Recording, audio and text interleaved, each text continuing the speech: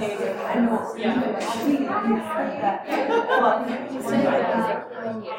right, let's get started.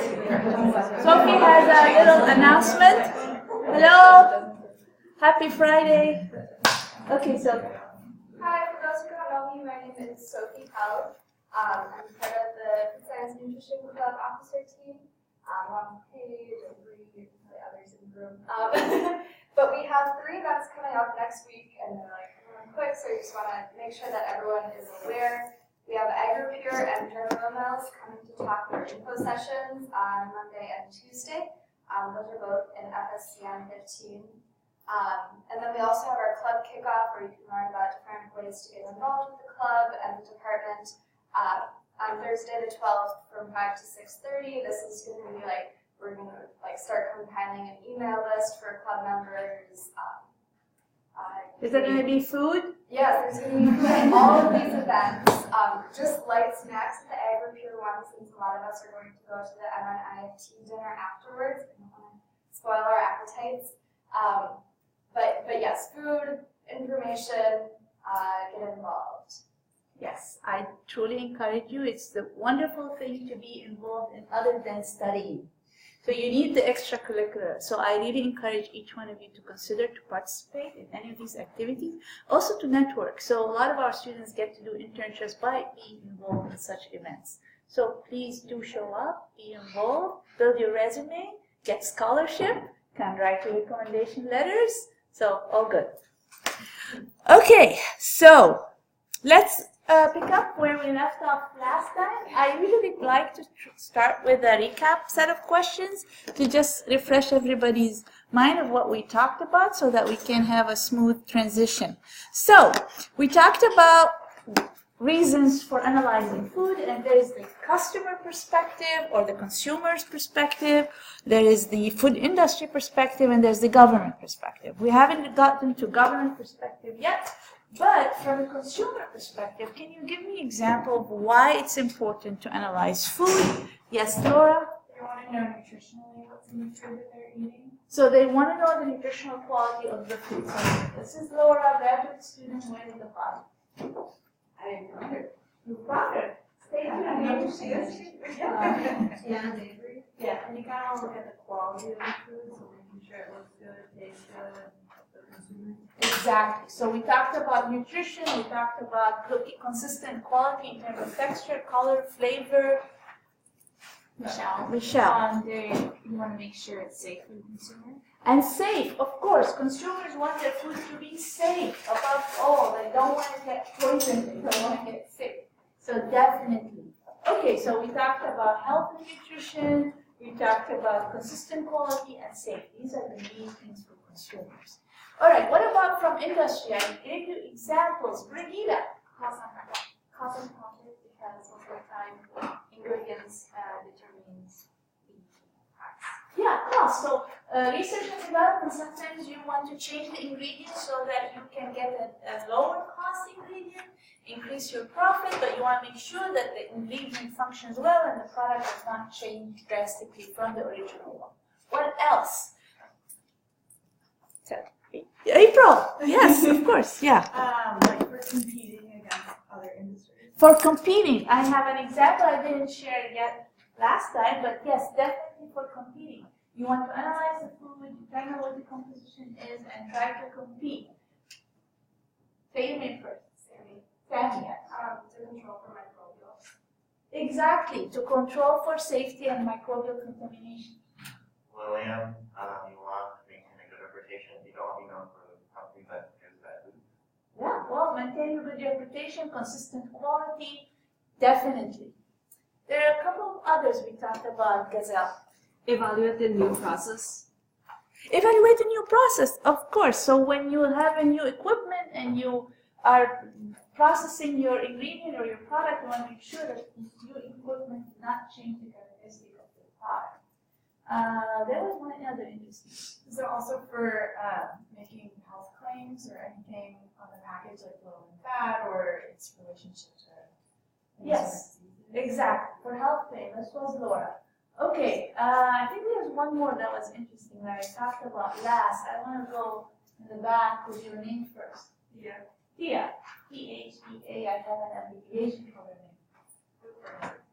Food forensics, yes, definitely. So it's like you have a consumer or customer complaint, tells you there's something wrong with this product, there's this crystal form, you gave the ingredient with glass in it, then you have to go back and look at it and determine what was wrong. Is it your fault? Is something from their process? So yes, definitely. Great, I love it. Good. Let me give you the example of a competition. So a competitor launched a new product and you wanted to compete. What would be your approach and what types of analysis might be needed? The first approach would be something that you will be doing in lab next week. Do you have any idea what we're doing next week in the lab? Does anybody know?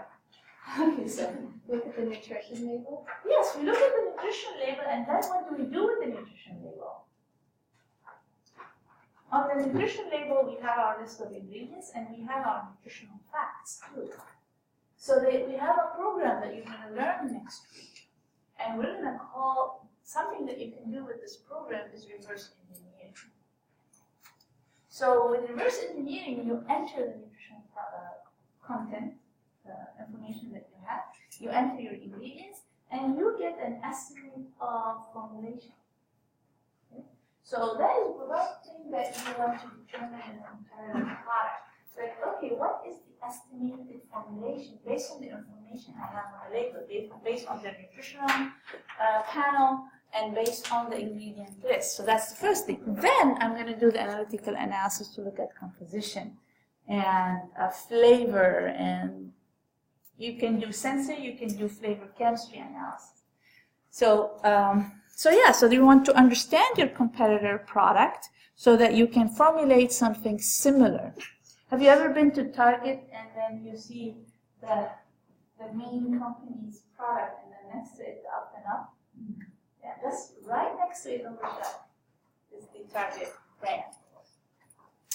Okay, so from a government perspective, of course, government is not going to make it easy for anybody. There's always regulations. So there are regulations as well as international standards and policies. And we are not covering Chapter 2 in the book because it's all about government and quality and all of that. A lot of this information is covered in food quality. So I don't want to cover it in 2 classes. But briefly, with government regulation, there is regulation to nutritional labeling. So this regulation has to be followed. The regulation is pertaining even to how do you collect your sample, how you prepare your sample, what type of analysis you do. So all of these regulations are present in the Code of Federal Regulation, CFR. So the Code of Federal Regulation puts down the rules for all of the nutritional labeling as well as standard of identity. Do you know what is standard of identity? Have you heard of this term before? So what is a standard of identity, Sophie? For certain products, you need like a certain amount of fat or under a certain amount of moisture, like the processed cheese. Exactly. So certain products have a specific amount of fat that you cannot exceed or be under, or a certain amount of protein or a certain amount of moisture. So our certain composition or certain additives that you can add and not add. So for many ingredients and products, you have standard of identity. But for some products, you do not have standard of identity. For example, soy milk, we don't have a standard of identity for soy milk. Good manufacturing practices and HACCP. So these you learn about in food quality class, but again, you do the analysis necessary to ensure that you are maintaining good manufacturing practice, and also you are monitoring the hazard analysis critical control points. So in quality, you lay out a plan. Here in analysis, you actually do the analysis to assess the quality of your product. So there is kind of a differentiation here. CFR, I just talked about what CFR is, Code of Federal Regulations. And then there is Codex. Who heard of Codex? Okay, so it's a, you do? You know what it is? I don't know what it stands for, but yeah. Okay, not letters, but what do they do? This is Gazelle. Yeah. So like for my project, like for HMF, I know that I could have find like the limits for products, certain product specification in Codex. Yeah. Or like there's some limits that you can find over there, or some requirements that you can find. Yeah, and most Yes. and most of these requirements really are set to control imports and exports. So importing food, exporting food. So in Codex, you can see the standards that are required for certain foods to be imported or exported. So yeah. Okay. So management of product quality. If you were doing a project that was, this is all what you needed to focus on as you prepare your project. So you would want to assess quality throughout, from the sources or raw material that you get all the way to your final product, whether your final product is an ingredient or actually a final product that the consumers consume.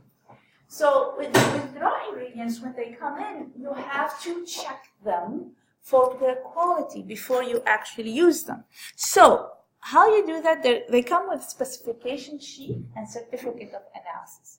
So the supplier provides you with specification sheet, tells you what are the specifics of these raw ingredients, and they do certain analyses and they certify that this is what it has. It has this amount of fat, this amount of ash, this much vitamin, no Clostridium or no microbial contamination. So they certify it. That means they've done the analysis themselves and they are reporting the results, and then you would just take their word for it. So every processor usually has select suppliers. So that means they have certain suppliers that they work with, trust, they have a relationship with, and then they would trust their specifications, certificate of analysis, and they don't have to necessarily do analysis on the raw material coming in. Sometimes there is in-house testing. So moisture content might change during storage, and moisture content might be important during the process. You don't want, if it's a powder, you don't want caking to happen. So maybe moisture content is done in-house as you receive it. So things that you want to test that could have been impacted during transportation, you might want to do it in-house if it's not in the certificate of analysis. So while processing, so you would want to monitor certain things. For example, you are processing yogurt, you're producing yogurt, so you want to make sure that your acidity or pH reached where you want it to be during the processing. So you would go measure acidity or pH. Sometimes you measure total solids during processing. So during processing, for example, when I worked at a flour mill, one of the key simple analysis that we do to test the accuracy of refinement is ash content. Simply, we take sample off the lines and measure ash content to determine, well, we are producing refined flour, partially refined, or whole flour.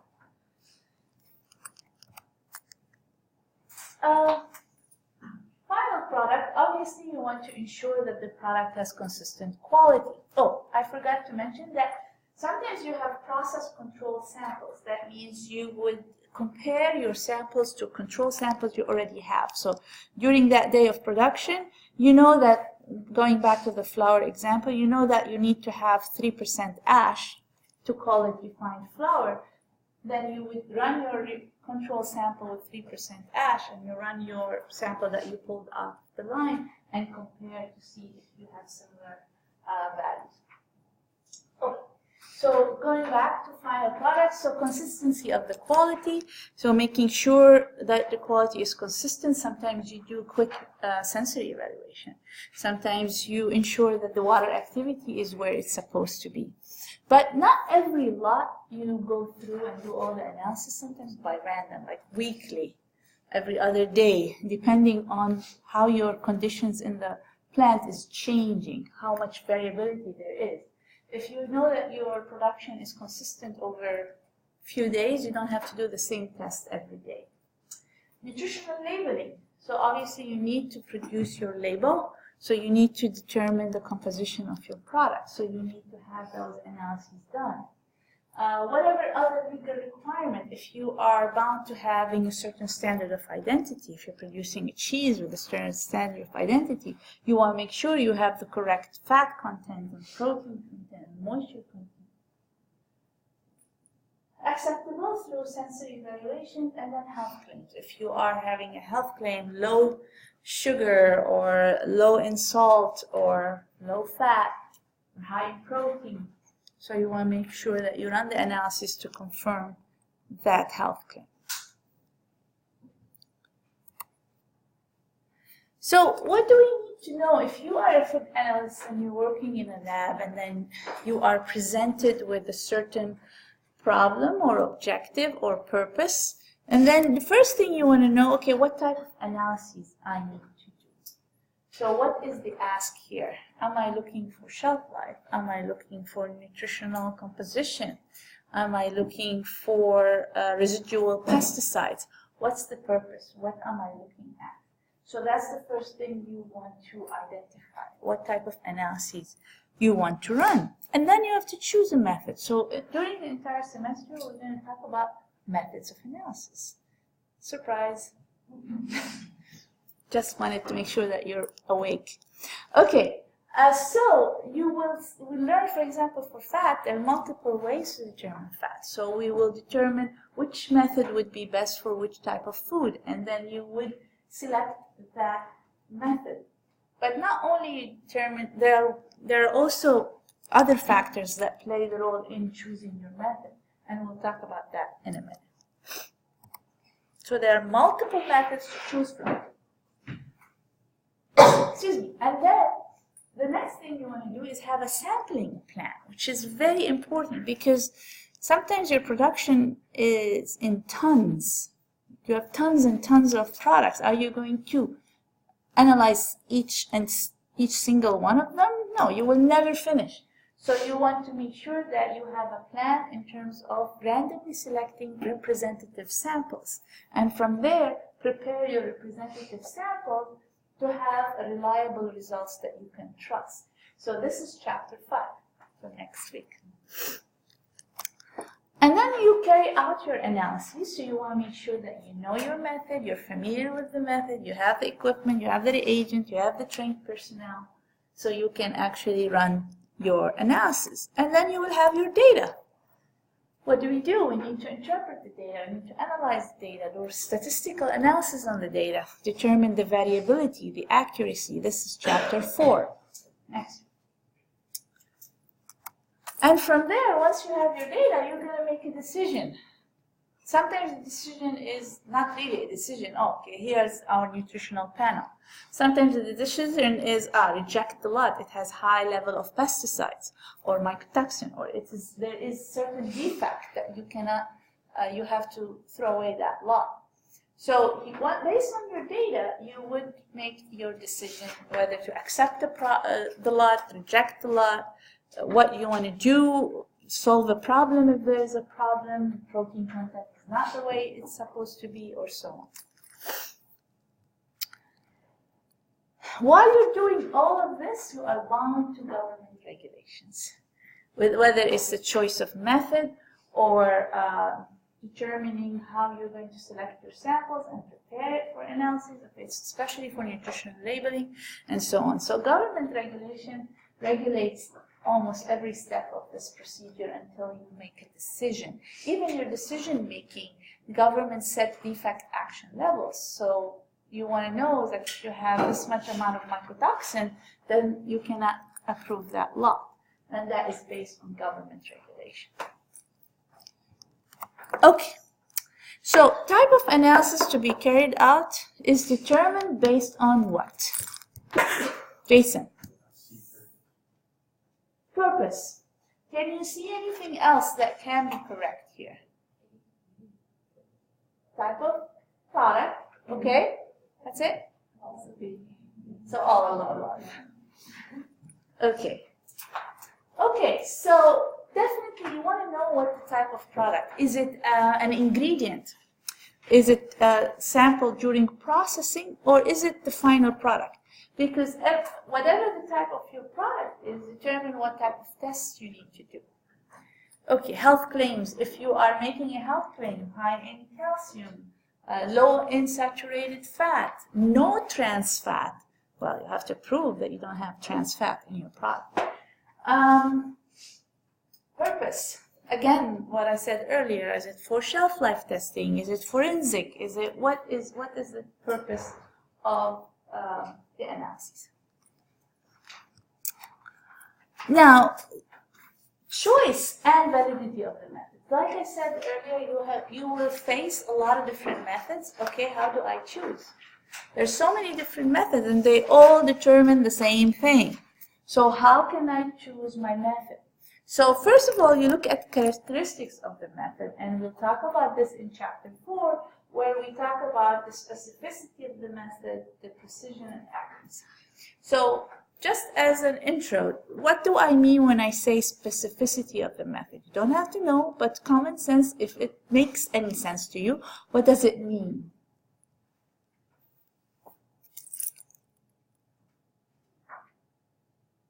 So could it might detect other compounds, like a protein that can detect other nitrogen compounds? Thank you very much. Yes. Specificity is, are we detecting all nitrogenous compounds, or are we detecting only the peptide proteins made out of peptides? That is a very good example. Another example, are we determining total carbohydrate, all of the carbohydrate, or are we determining percent sugar, or dietary fiber, soluble fiber, insoluble fiber? Precision. That means, what does it mean to you? Well, of course, we all know what precision is, but in terms of data, in terms of, does standard deviation or coefficient of variation ring a bell? Stats? No. I'm sure you know it. Huh? Next week's law. Well, the week after, yeah, we'll learn about it. But in stats, some of you might have taken stats already.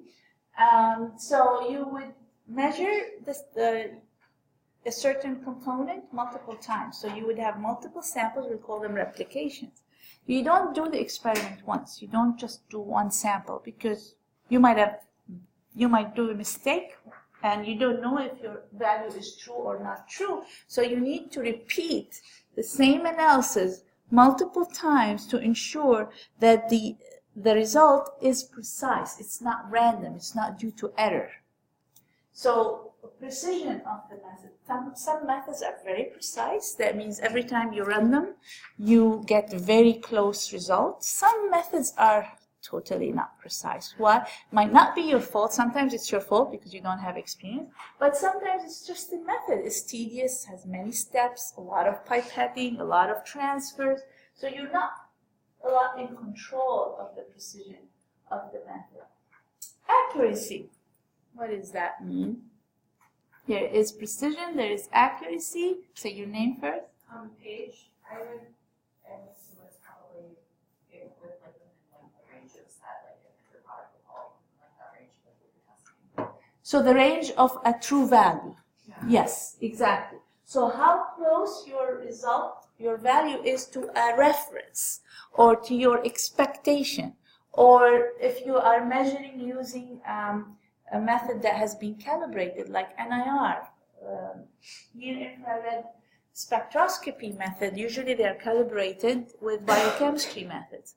So sometimes you would just determine it by IR and then compare it to a value you've gotten using a standard method. So how accurate is your result? How precise and how specific? So these are all important factors. Another one is applicability. Okay, how much sample do we need and how much sample do we have? So sometimes you need a large amount of sample and it's not feasible. You don't have that much sample. So you want to think about it. So how much sample do you need? Do you need 1 gram to do ash, or 2 grams? Or do you need 0.1 grams to do protein? So it really depends on the availability of the amount of sample you have and the requirement of the method. The agents. Are the reagents available? Are they too toxic? You don't want to work with them. Are they expensive? Equipment. Do you have the equipment? For example, if we want to do Kaldal, which is one of the protein analysis methods, do we have a Kaldal digestion, a Kaldal distillation? Or we don't? Do we have a nitrogen analyzer? So we determine what equipment we have, what method we can use, and how expensive is a big thing as well. Usefulness, is it time consuming? How long does it take you to run the method? Does it take 48 hours, or does it take 2 hours or 1 hour or a few seconds like the IR method? Do we really need it? Can we live without analyzing this or using this method? So there are so many different questions you would ask when you select a method. Oh, and the last thing, obviously, do you have the right people to do the method? Do they know the procedure? Are they trained? Do they know the safety requirement?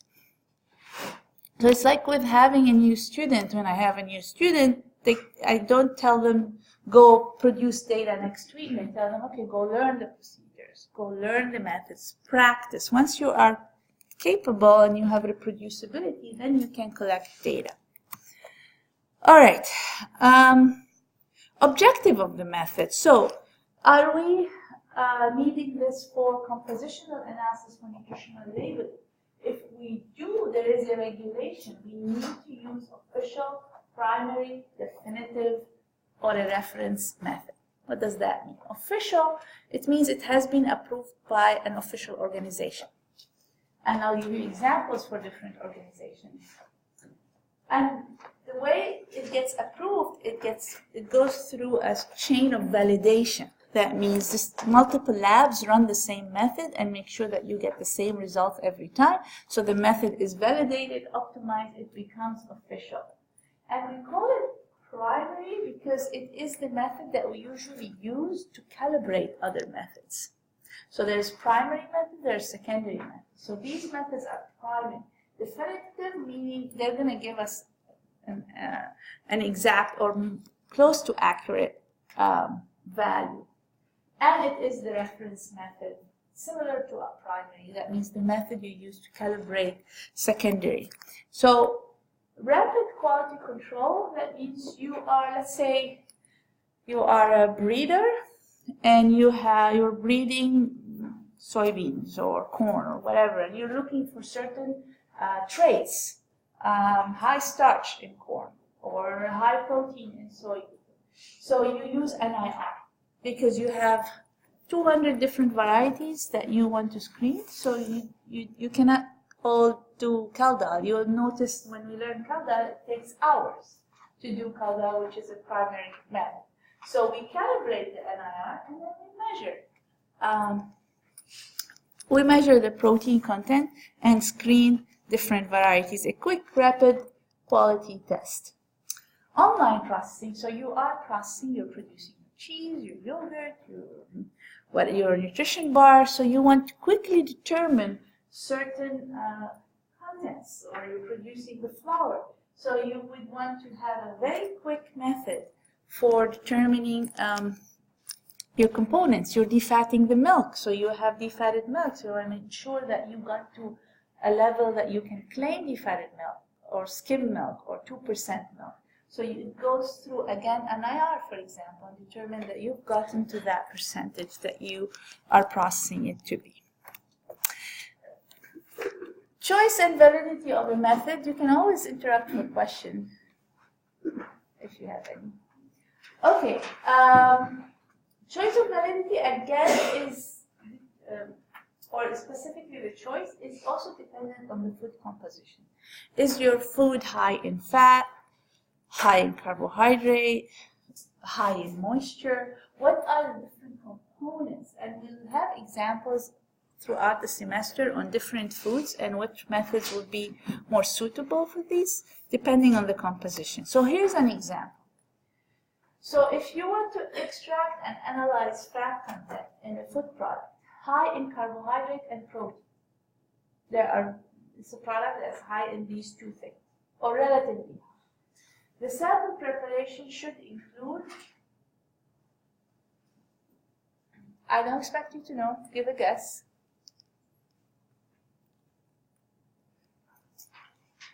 Laura? Pre-drying, it depends. If I said high in moisture, you would think about it for a minute. But I did not specify in this case. So let's leave this out for a minute. Okay, in the back. Yeah. Huh? Okay. B and C, but you didn't say your name. Yeah. Amanda in the back. We have two Amanda. You're Michelle. Okay, we have one Amanda. I think so. So you said B and C. Yes, I say B and C. Why? Because when you want to extract fat, you want to make sure there is no interference. Usually we extract fat using solvents, organic solvents. If the product is really high in carbohydrate and protein, there's going to be interference. The solvent is going to have a hard time reaching the fat and solubilizing the fat. And the fat is basically interacting with carbohydrate and interacting with protein. So, but when you use acid hydrolysis, you can break down these components and make them more soluble, where the fat is not soluble. So then when you extract with solvent, then the solvent will extract your fat. So here's an example to illustrate with acid hydrolysis and without acid hydrolysis. So look at the egg, the dried egg, for example. Without acid hydrolysis, dried egg is really high in protein. So without acid hydrolysis, you get about 36% of fat. Once you hydrolyze, you get about 6% more. You extract 6% more. So this is more close to the true value. So again, here's just an example to show you how the composition of food helps you determine the method. Now, going back to Laura saying pre-drying, some methods for fat extraction require you to pre-dry if the moisture content is greater than 10%. So for example, we're going to learn about sock slit extraction. And this method is specific for high-fat products like nuts and meat and cheese. But if you have high moisture, the moisture is going to interfere in the process. So it's better to pre-dry and then run your analysis. Now, you chose your method, you just want to validate now your method. That means you want to ensure it's the right method, it's the correct method to use, it's reliable, you get repeatable results. So you rely on the characteristics of the method, how precise, how specific, how accurate. So precision and variability go hand in hand. And the results, if they're repeatable, every time you run it next week, the week after, next year, you get similar results. And then another way to validate, which is an important way to validate your method, is compare the analysis or use the same analysis on standards. So you can obtain standard reference material from the National Institute of Standards and Technology, NIST.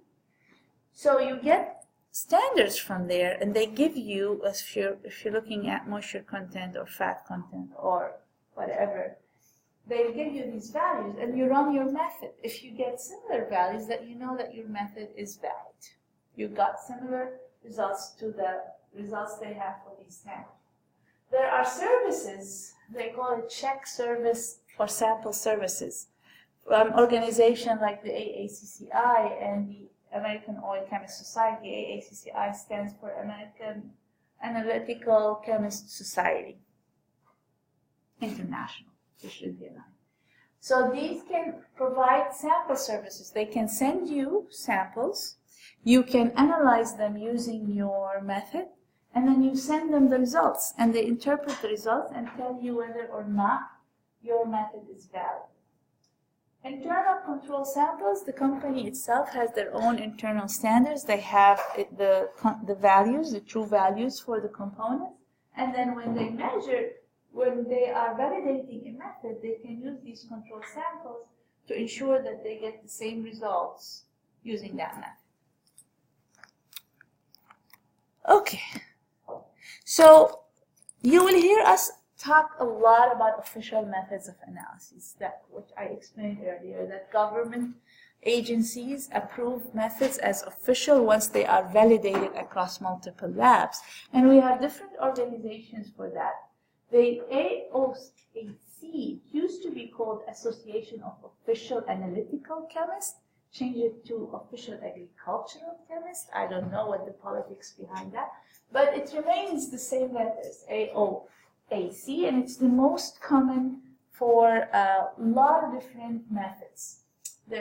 And then they have standardized method, not just by the type or by the constituents it's measuring, by the type of food. So different foods have their own methods that are recommended. So doing fat for cereal would be different, might be different method than fat content for dairy, for example.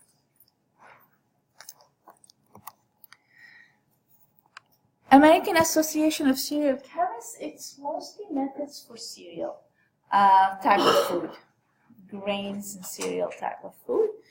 And there are a whole lot of different analysis, and they are specific for grains and cereal products. There's the American Oil Chemist Society, and they have official method mostly for oil seeds. So for oils and oil seeds byproducts.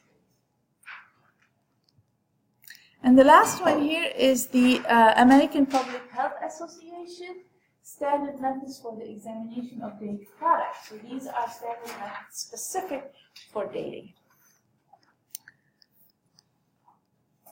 You will encounter these methods as we go through the class and later on in life, in positions. You will be potentially encountering selection of official methods, so these will be your references. All right, I have 10 whole minutes to start nutrition labeling. Typically, on Fridays I would let you go, but I'm not gonna. Not because I'm being mean, because we have a lab next week. I just want to introduce briefly the topic.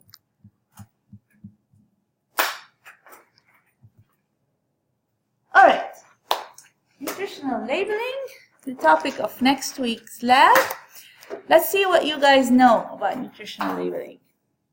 I'm not going to read this. I'm tired of talking. I've been talking a lot today. You read and tell me which one is correct. And don't be shy. Wrong answer, you still get +2.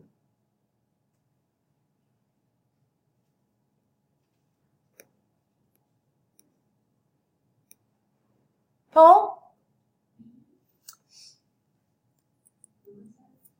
Poh. P-O-H. B. Let's hold that thought. Anybody? Sammy. One of the Samanthas. We have 3 Samanthas, Cindy. But she goes by Sammy. Yeah. Say that. Showing % daily value for proteins is mandatory. Okay, hold that thought. Tell me your name. Zach. Zach.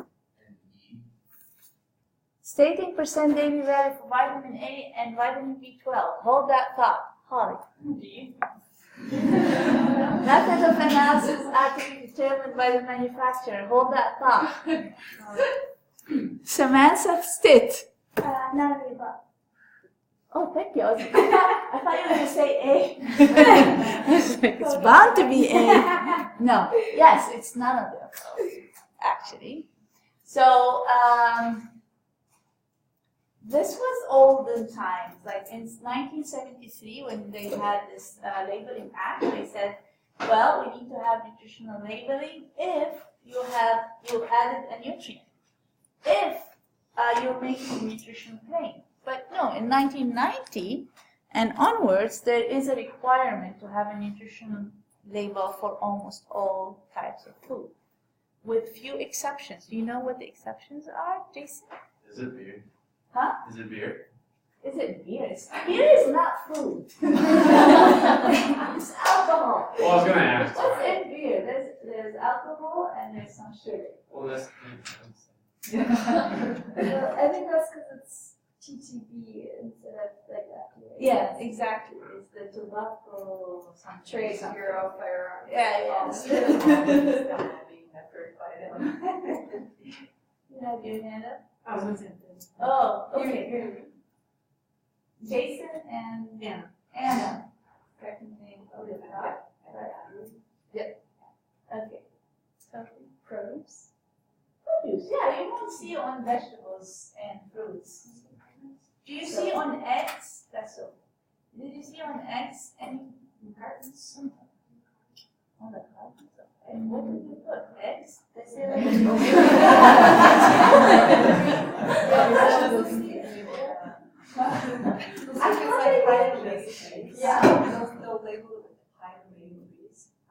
Okay, but do you see like what the protein and fat? On the eggs? I'm kidding. The book is lying then. I should look at my egg box next time. What? Google it.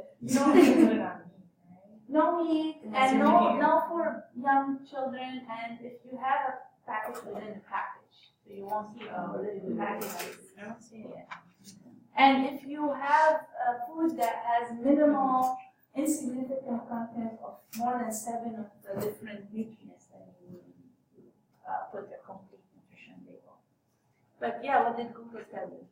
I'm not finding any specific pictures of. Okay, I'll look at it. I'll take a picture of the box I have at home and bring it next Monday. I have a website, Egg Farmers of Alberta, that says per 1 large egg, 70 calories, 8% of fat, 3% of sodium, 10% of vitamin A, That's it. and 50% vitamin B12.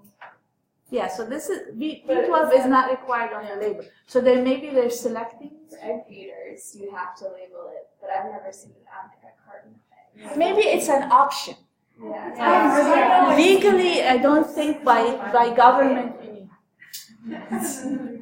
Oh, have you ever seen contains egg? Have you ever seen on the egg carton contains egg for allergy? Oh, I've seen it. I have a picture of it. Contains. I mean, that's not it. Someone made a mistake, obviously. Hello, are you in this class? Is this analysis? You are in food analysis? No. You're so early. Yeah, that's good. You can join us.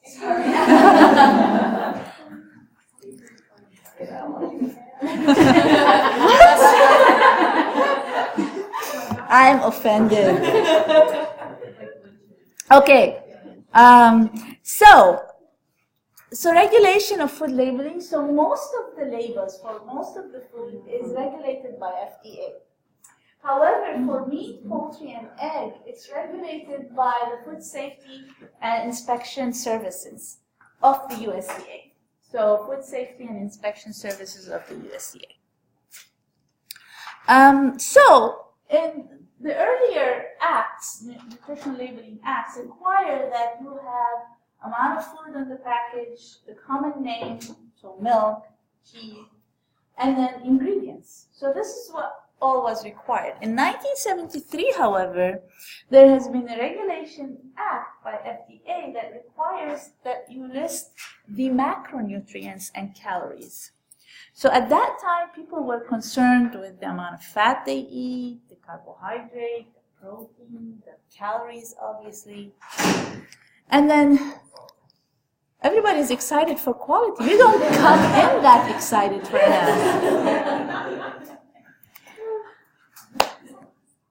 And then in 1990, we had the Nutrition Labeling and Education Act, which went from just stating macronutrients to other nutrients like the amount of sodium, vitamin C, vitamin A, calcium, then saturated fat, cholesterol. So these, because then by this time people started being concerned with the micronutrients and the health benefits of, or the health risks of different components.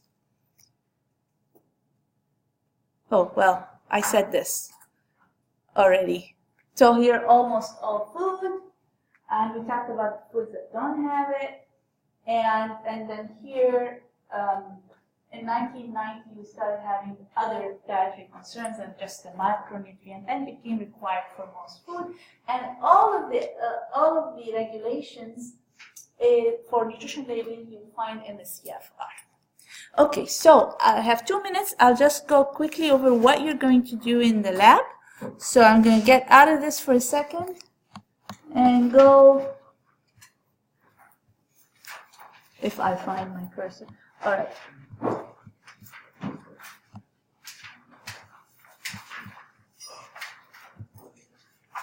All right, so this is the only lab that you will not be in the lab for. So what you're going to do is we're going to meet in room 23. Please remember this, okay? Don't go wandering around the building not knowing where to go. We're meeting in room 23 down in the basement, and from there, after half an hour of introduction to the lab in general, we'll walk up to the room, the computer room, up on the second floor, the 220. So please come with your pre-lab quiz completed. It's already posted. Okay, that is one thing. Come with a lab notebook. The first day you're going to start using your lab notebook. Any lab notebook, there's no fancy, unless you have particular needs to be very organized. Other than that, I don't really mind what kind of lab notebook you have. Bring your lab handouts. If you go on Canvas under lab information, there are a lot of handouts that are relevant, and I'll be going through all of them except the safety handouts. Safety handouts, will go over them the following week. So please bring your handouts with you. Your lab notebook, we said that. Come on time, it's going to be packed. I need this first half an hour to do introductions, and then the lab itself is packed. So please come on time, it's very important that you come on time, or on time means 5 minutes early, if you can. All right, so we're going to be introduced to Tech Wizard version 6, and this Tech Wizard is a program that allows us to formulate nutrition label, so or produce nutrition label. So you're going to produce nutrition label for yogurt formulas, 4 different types of yogurt formulas. You're going to see how changing the formulation affects the nutrition labeling. You're going to observe a reverse engineering, and you're going to create a nutrition label for a chocolate chip cookie. And there will be extra credit opportunity where you can bring any product and do your own reverse engineering on it and produce nutrition labeling for it. Okay, so that's what we're doing. Please read chapter 3 in your textbook, and then you need your lab manual, chapter 5. Okay, I'll see you on Monday. Have a wonderful weekend. So I was looking for nutrition labeling on eggs. Yeah. Kroger has it. It's not easy to read, but I can see like it says nutritional labeling. So, yeah, but I don't think it's mandatory. Yeah, that's the probably whole it's thing. not, Yeah. And like there's even packaging pre-printed. Yeah. So some don't have it, so I think it's not mandatory. Is this Yeah, it is on Canvas. So under week 1, you'll